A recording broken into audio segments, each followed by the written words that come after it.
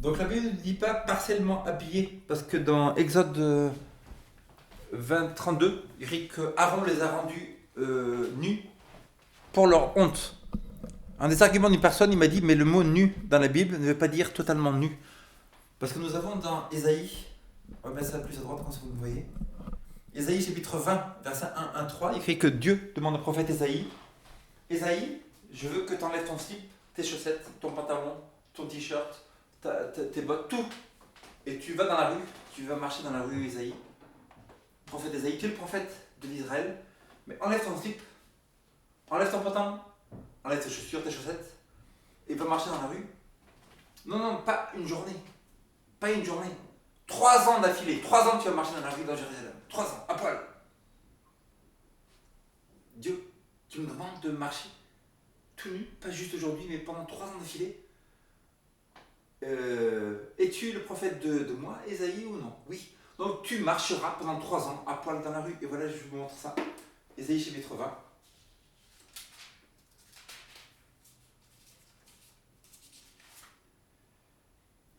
Versets 2 et 3. En ce temps-là, l'Éternel s'adressa la parole à Ésaïe, fils d'Amoz, et lui dit, va, détache le sac de terrain et ôte les souliers de tes pieds. Et il fit ainsi, marcha nu et déchaussé. Et l'Éternel dit, de même que mon serviteur Ésaïe marche nu et déchaussé, ce sera pour 3 ans un signe et un présage pour l'Égypte et pour l'Éthiopie. Donc, beaucoup de gens qui me disent, mais ça ne peut pas dire nu totalement, nu, le corps totalement nu, c'est pas possible parce qu'il était partiellement habillé. On vient de voir que c'est pas du tout conséquent par rapport à Exode 32, 25. Exode 32, 25, c'est écrit que le peuple d'Israël, ils attendaient que Moïse était sur le mont Sinaï, ils attendaient qu'il descende. En attendant qu'il descende, ils ont commencé à faire un veau d'or, à se mettre tout nus et à adorer le veau d'or. Et Dieu les a punis à cause de ça parce qu'ils se sont mis nus pour leur honte. Donc j'en ai consistant par rapport à la parole de Dieu, c'est-à-dire que si Dieu a dit au prophète Ésaïe de se mettre tout nu, etc., ici c'est pas vraiment tout nu, donc si là aussi les gens n'étaient pas vraiment tout nus, ils étaient en caleçon, etc., donc pourquoi Dieu les aurait punis pour être en caleçon alors qu'ils sont en Arabie, en fait, en Arabie Saoudite, dans un pays extrêmement chaud, et pourquoi Dieu les aurait punis c'est qu'ils marchaient ou ils attendaient tout nus? Non, c'est-à-dire qu'ils étaient vraiment tout nus. Le mot nu veut dire nu dans la Bible. On a des exemples de Jean 21 aussi. Donc, un des apôtres marche 3 ans avec Jésus. Il écoute les sermons de Jésus pendant 3 ans. Il va suivre Jésus pendant 3 ans. Il va continuer il va prêcher l'évangile pendant 3 ans. Il va donner l'évangile à beaucoup de gens pendant 3 ans. Il va guérir les malades pendant 3 ans. Il va ressusciter les morts pendant 3 ans. Il va prêcher l'évangile pendant 3 ans. Il va rentrer dans le temple, prêcher à tout le monde pendant 3 ans, etc. Et à la fin des 3 ans, Jésus est mort. Ils ne savent pas ce qui se passe. Et donc, ils sont en train de pécher au bord de la mer, etc. Et l'apôtre Pierre, qui a prêché l'évangile devant tout le monde, qui écoutait Jésus-Christ, qui a passé des nuits entières à écouter Jésus, etc., il est sur un bateau avec d'autres personnes tout nues.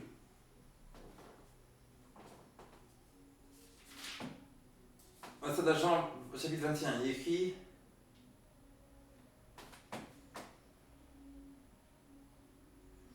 Jean chapitre 21, verset 7. Alors le disciple que Jésus aimait dit à Pierre, c'est le Seigneur. Et Simon-Pierre, dès qu'il a entendu que c'était le Seigneur, mit son vêtement et sa ceinture car elle était nue. Il se jeta dans la mer.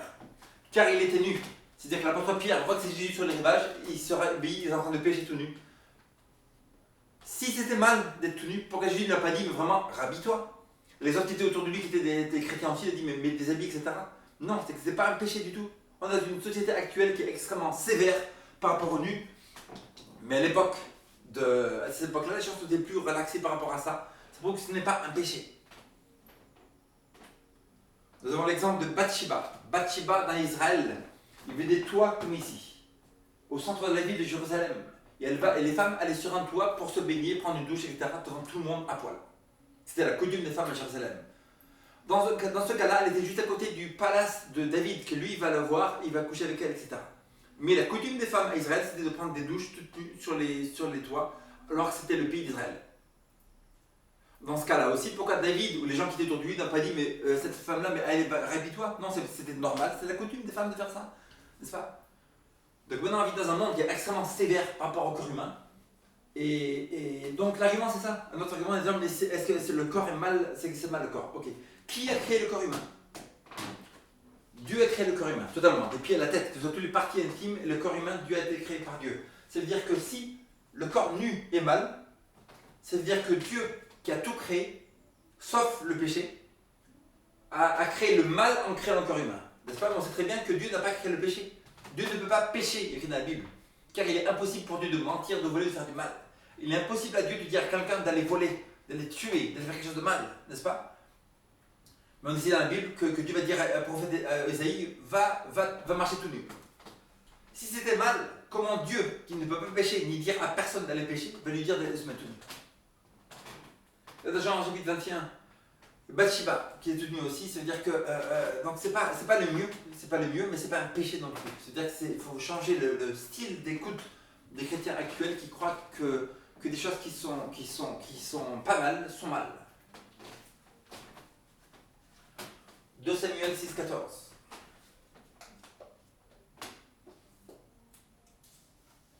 David dansait de toute sa force devant l'Éternel car il était ceint d'un éphod de lin.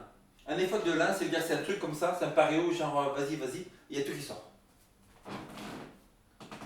David et toute sa maison d'Israël firent monter l'arche de l'Éternel avec des cris de joie et des sons de trompette. Comme l'arche de l'Éternel rentrait dans la cité de David, Micaï, fille de Saul, regardait par la fenêtre en voyant le roi David, sautait et dansait devant l'Éternel et elle le méprisa dans son cœur. Après qu'on eut ramené l'arche de l'Éternel, on l'a mise à sa place au milieu de la tente que David avait dressée pour elle. Et David offrit devant l'Éternel des holocaustes et des sacrifices d'action de grâce. Donc là, c'est un sujet important. Il y a un exemple dans la parole de Dieu où l'arche de l'Éternel est en train de partir. Un mec Uza, qui n'est pas prêtre, qui n'est pas dirigeant d'Israël, qui n'est pas oint par le Seigneur d'évangéliser les autres, qui n'est pas oint par le Seigneur de donner la parole aux gens, n'est-ce pas? Comme Dieu a oint certaines personnes sur la terre qui sont les dirigeants religieux de la terre pour donner le message aux autres. Dans ce cas-là, Uza est en train de marcher. Il voit qu'il y a des bœufs qui sont en train de prendre l'arche et qu'elle est en train de bouger. Il touche l'arche et boum, Dieu le tue. C'est-à-dire que la chose la plus sainte sur la terre, à l'époque c'était l'arche, même aujourd'hui, elle existe encore, elle est à Jérusalem. Vous regardez les documentaires de Ron Moyat qui a trouvé l'arche de Dieu à Jérusalem. Donc dans ce cas-là, David, ils sont en train de rentrer dans la guerre, ils ont gagné la guerre. L'arche de l'Éternel est en train de rentrer dans Jérusalem. Lui, il danse tout nu. Si c'était mal d'être tout nu devant l'objet le plus sacré sur la terre, Dieu l'aurait tué tout de suite de faire ce genre de choses. Parce que si Uza, il touche l'arche, il est tué, à cause de son impunité de faire que lui, en tant que laïc, toucher l'arche qui seulement peut être touchée par les dirigeants consacrés de Dieu. Dans ce cas-là, David, il danse à poil devant tout le monde, et vas-y comme ça, parce qu'ils ont gagné la guerre, etc.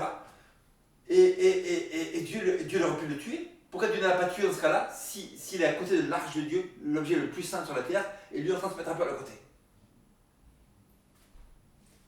Et on a la preuve de ça, parce qu'on voit que Michal, sa femme, juste après, verset 20, David s'en retourna pour bénir sa maison, et Michal, fille de Saul, sortit à sa rencontre. Elle dit, quel honneur aujourd'hui pour le roi d'Israël de s'être découvert aux yeux des servantes et des serviteurs, comme se découvrirait un homme de rien. De loin, Michal est en train de regarder. Elle voit David qui rentre, l'arche de l'Éternel qui rentre, David et tout le peuple qui rentre en train de danser parce qu'ils ont gagné la guerre. Et elle voit se mettre tout nu devant toutes les femmes d'Israël. Et sa femme, elle sort de la maison, elle dit, mais qu'est-ce que tu fais quel honneur pour le roi d'Israël de se mettre tout nu devant tout le monde, comme ça, toutes les femmes d'Israël et tout. Qu'est-ce que David répond? C'est devant l'Éternel que j'ai choisi, qui m'a choisi de préférence à mon père et à toute ta maison pour m'établir sur le chef d'Israël. Et c'est devant l'Éternel que j'ai dansé. Je veux paraître encore plus vil que cela et m'abaisser à mes propres yeux. Néanmoins, je serai en honneur auprès des servantes dont tu parles. Voilà, David il dit que c'est même une honneur, c'est l'humiliation devant Dieu. Ce n'est pas un péché.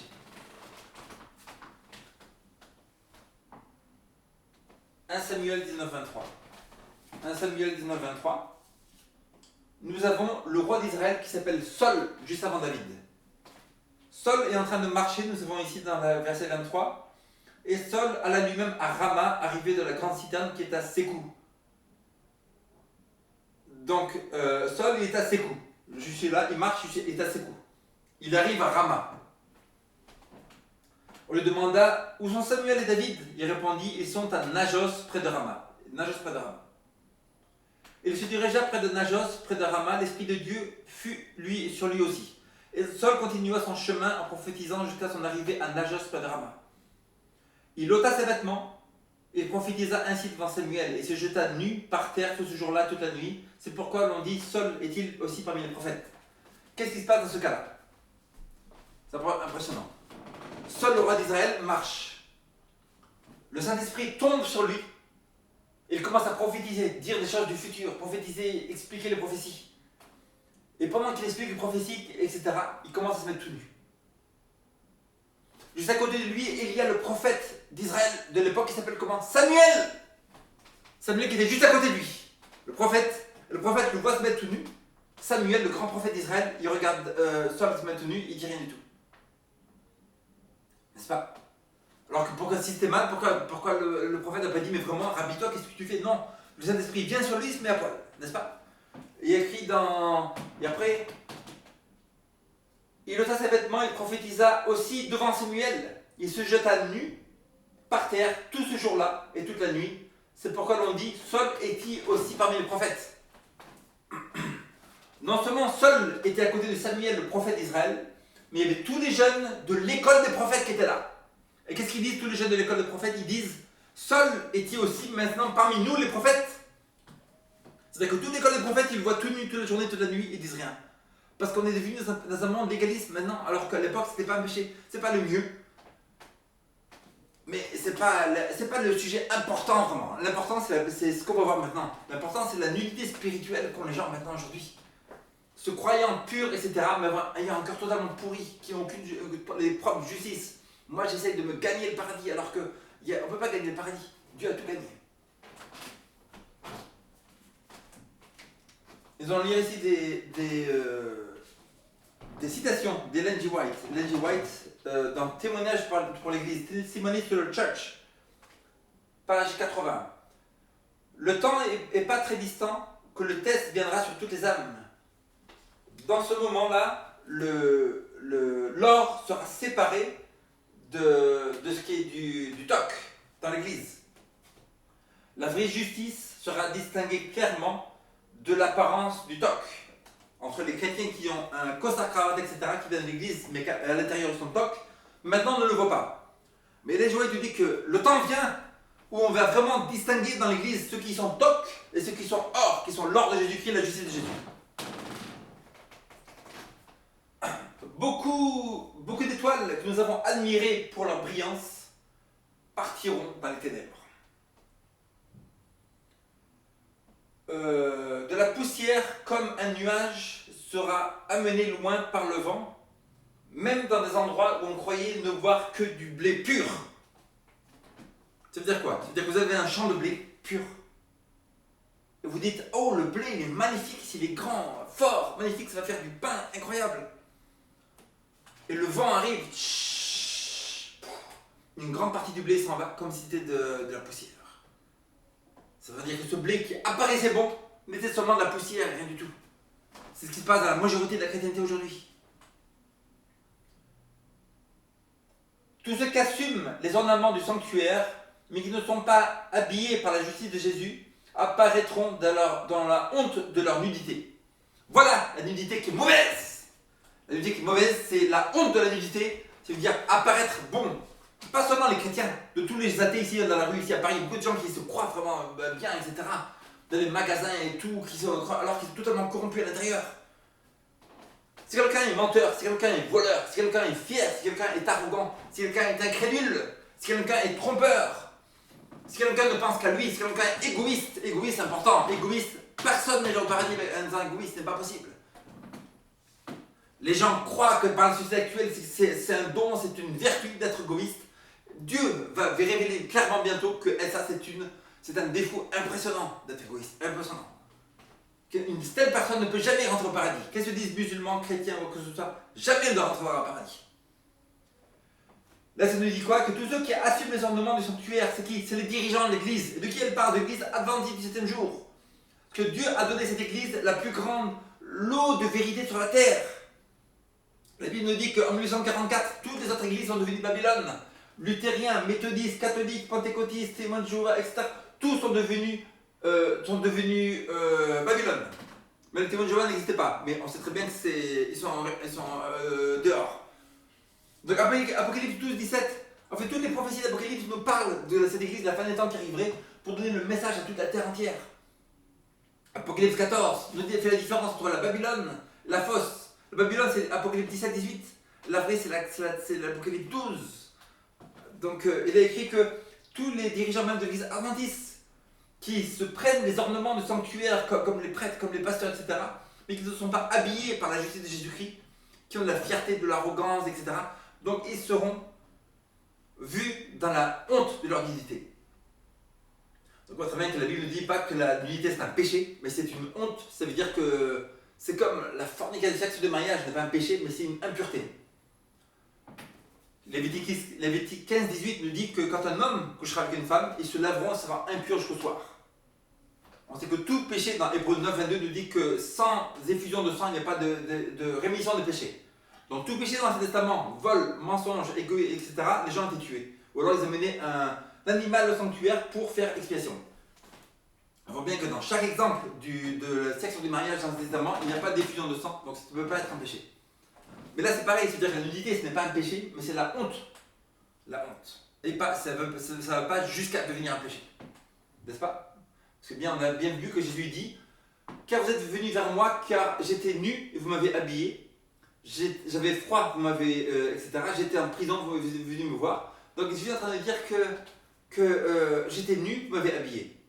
Donc la personne va lui dire, tiens, t'es nu, tu vas aller en enfer, ça va aller mal pour toi, etc. Tu vas voir, Dieu va te punir. Non, c'est j'étais nu et vous m'avez habillé.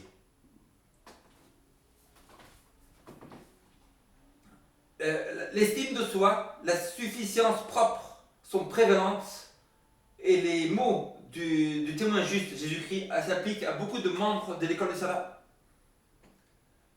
Le vrai témoin nous dit, je connais tes travaux, je sais que tu es ni froid ni chaud. Ça on trouve dans Apocalypse 3.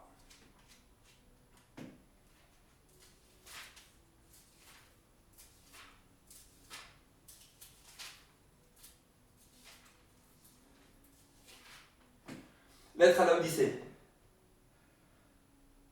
Je connais tes œuvres, je sais que tu n'es ni froid ni bouillant. Puisses-tu être froid ou bouillant? Et en France, il y a beaucoup de gens qui sont apathiques. Moi, j'ai besoin de rien, je suis comme ça, ni froid ni bouillant. Ouais, j'ai peut-être ça, je sais pas, j'aime pas trop. Tu sais, comme ça, là, ouais, c'est tout cool, mais je sais pas, moi. Ouais, j'ai besoin de rien, ouais, tu sais, ouais, je sais pas, j'ai pas envie, ça. Puisses-tu être froid ou bouillant? Ou froid ou bouillant? Pour Dieu, savez-vous que pour Dieu, les gens qui sont apathiques, qui disent je suis pas intéressé à la religion, etc., pour Dieu, les gens qui sont sataniques, les vrais qui vont adorer Satan, les vrais, genre les médalleux, etc., l'église de Satan, Antoine Levé, qui vont faire l'adoration de Satan 24/24 et tout, qui vont demander des trucs, qui vont faire des sacrifices animaux, pour Jésus-Christ, ils sont mieux. Ils sont mieux. La Bible nous le dit qu'ils sont mieux. C'est écrit qu'il vaut mieux être froid ou bouillant. Eux, ils sont froids. Ils disent directement, je n'ai rien à foutre de Dieu, je suis pour Satan, Satan, Satan. Mais ceux qui sont au milieu là, là-bas il y a les chrétiens religieux, là-bas il y a ça, mais moi je suis au milieu, je suis tranquille. Moi j'ai le drapeau blanc. J'ai le drapeau blanc, ça ne m'intéresse pas. Puisses-tu être froid ou bouillant? Ainsi parce que tu es tiède et que tu n'es ni froid ni bouillant, je te vomirai de ma bouche. Les gens disent, oh je vais rentrer peut-être un petit peu au paradis. Jésus il fait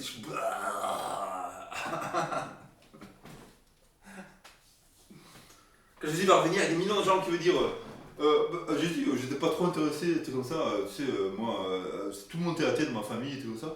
Mais si je peux rentrer là, genre un petit peu comme ça au paradis, Jésus va faire il va vomir en enfer.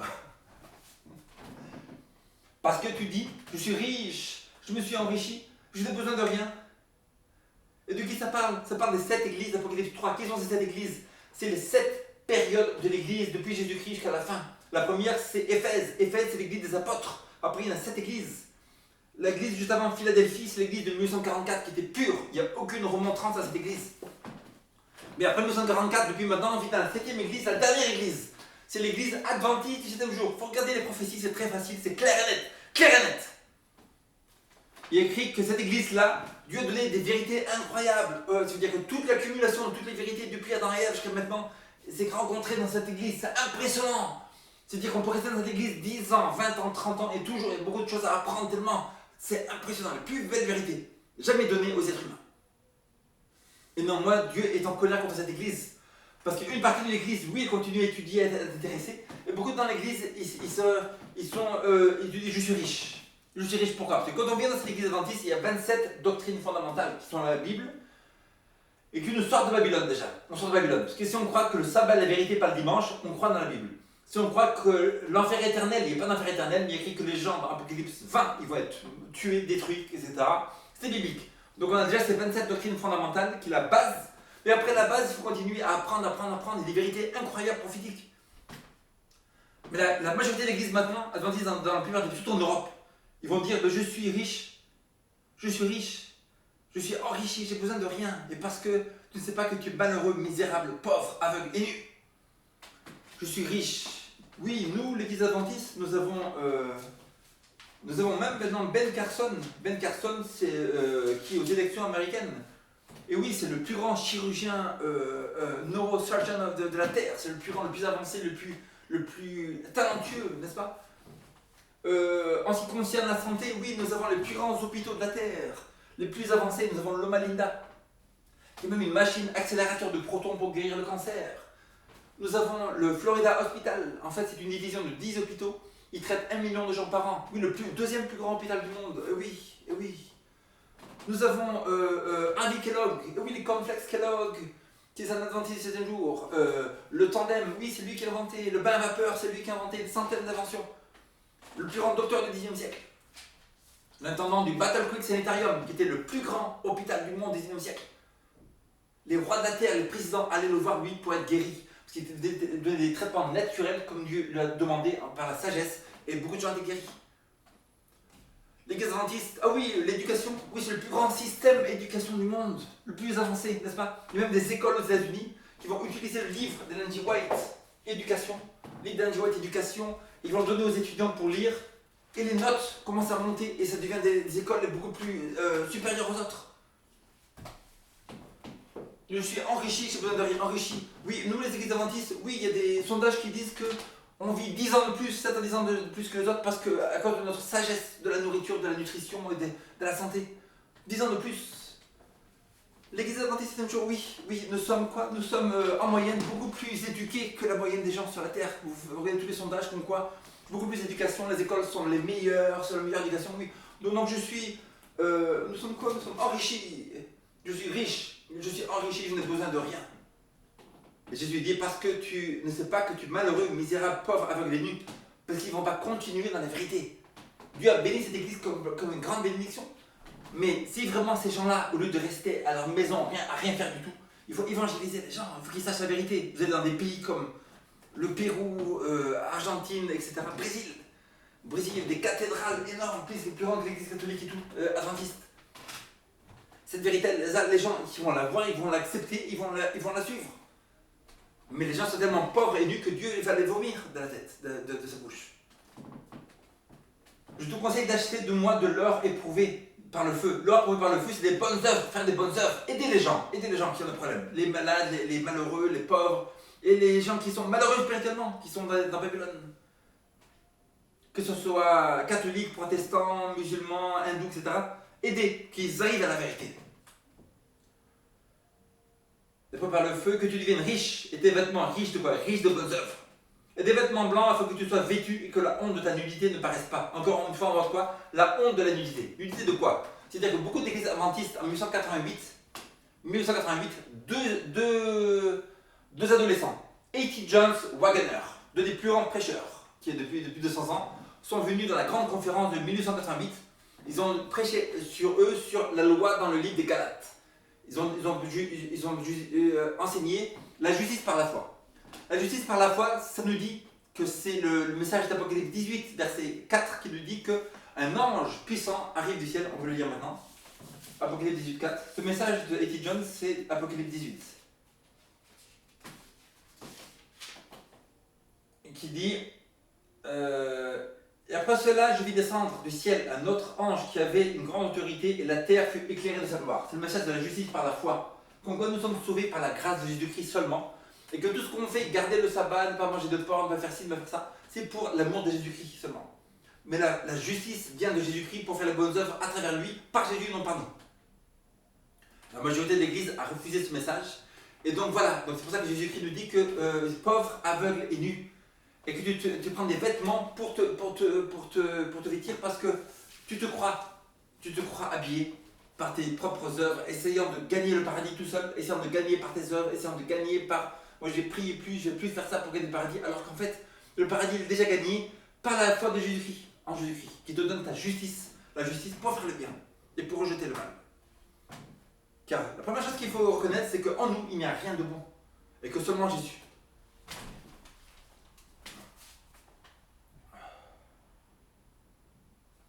On termine par celui-là. On ne peut pas se donner, prendre une robe de justice par nous-mêmes. Car le prophète a dit, car toutes tes œuvres, que toute notre justice sont comme des draps sales. On voit ça dans Ésaïe 64, verset 6. Il n'y a rien en nous qui puisse habiller l'âme de ce que sa nudité ne soit pas vue. On ne peut pas recevoir une robe de justice, ou on doit recevoir la robe de justice tissée dans la puissance céleste. Même la robe de justice sans défaut et sans tache de Jésus-Christ. Et voici le message d'aujourd'hui, frères et sœurs. Un message peu connu, mais c'est à vous de le chercher. Les livres sont gratuits. Vous allez Richard Lemay, L-E-M-A-Y, Richard, R-I-C-H-A-R-D. Il y a des livres gratuits. Par exemple, le livre Le Voyant de Patmos. Le Voyant de Patmos. Vous allez sur Amazon ou sur eBay, il coûte 60 €. 60 €. Vous allez sur Richard Lemay, il est gratuit. Les livres de A.T. Jones, Alonzo T. Jones, A-L-O-N-Z-O, Alonzo T. Jones, J-O-N-E-S. Le message des 3 anges, etc. Vous les achetez, ça va vous coûter 50-100 € par livre. Vous allez sur Richard Lemay, vous allez sur text.ellenwhite.org et les livres sont gratuits. Vous cliquez, vous avez tous les livres, vous pouvez lire et examiner par vous-même la vérité. Parce que ce qui manque au peuple de Dieu, c'est faire des études bibliques. Je sais que les gens, le plus d'entre vous, ne savez pas comment lire la Bible. C'est bien de lire une page après l'autre, mais si vous avez des livres comme ça qui vous donnent des textes et des textes, ou comme ça vous pouvez faire une vérification. Vous allez à gauche, Ésaïe, un roi, Apocalypse, Daniel, etc. Et vous vérifiez si c'est vrai. Vous avez un groupe de textes par lesquels vous pouvez faire une étude et examiner la Bible et vous approcher de Dieu. C'est ça que vous avez besoin. Vous faire des petits groupes de textes, et ces livres-là sont remplis de textes bibliques. Vous faites des examinations à gauche à droite pour voir si c'est vrai. Un autre livre que je vous conseille, c'est Daniel et l'Apocalypse de Uriah Smith. En plus, dans ce Richard Lemay, il est gratuit. Daniel and Revelation. En français, c'est Daniel et l'Apocalypse, Uriah Smith. Uriah Smith. Vous allez sur Richard Lemay, le livre est gratuit aussi. Qu'est-ce qui vous empêcherait maintenant d'examiner la vérité? De faire une recherche de la vérité? Je sais que beaucoup d'entre vous, vous dites chrétiens, mais vous n'étudiez pas la Bible. Vous n'avez pas la puissance de Dieu qui est la recherche de Jésus-Christ. En notre livre, vous devez lire, c'est ça. Last Day Events. Événements des derniers jours, Ellen G. White. Lui-même gratuit en audio. Last Day Events, Ellen G. White. Si vous voulez en savoir plus, l'Apocalypse de Daniel, tout ce qui va se passer dans le futur. Vous avez ici les événements maintenant, les catastrophes qui vont arriver sur la Terre. Vous avez la salle, les activités. Vous avez les villes, qu'est-ce qui s'est passé dans les villes. Vous avez les déceptions des derniers jours. Qu'est-ce qui va se passer des déceptions des derniers jours? Comment Satan va venir sur les villes, etc. Vous avez la pluie de la saison. Comment le message va partir, rempli de l'Esprit Saint à la fin des temps. Le grand cri, le sceau de Dieu, la marque de la bête. C'est quoi le sceau de Dieu? C'est quoi la marque de la bête? Vous avez tout explication. Verset biblique par verset. Et ces dernières plaies, quand est-ce qu'elles vont tomber? Donc voilà, c'est faire une étude. Parce qu'il ne faut pas rester comme ça. C'est où on est au départ. Mais qu'est-ce que vous empêchez maintenant, si vous ne connaissez pas Jésus-Christ, d'accepter Jésus? Tout ce que vous avez à faire, c'est demander pardon et répéter ce que je vais dire. Père Céleste, je demande pardon pour mes péchés. Aide-moi à devenir ami avec toi, de passer du temps avec toi. Aide-moi de devenir ami avec toi, passer du temps avec toi. Et aide-moi à passer du temps dans ta parole, en prière, pour que je sois ami avec toi et pardonne mes péchés. Prépare-moi pour le retour de Jésus. Au nom de Jésus, Amen.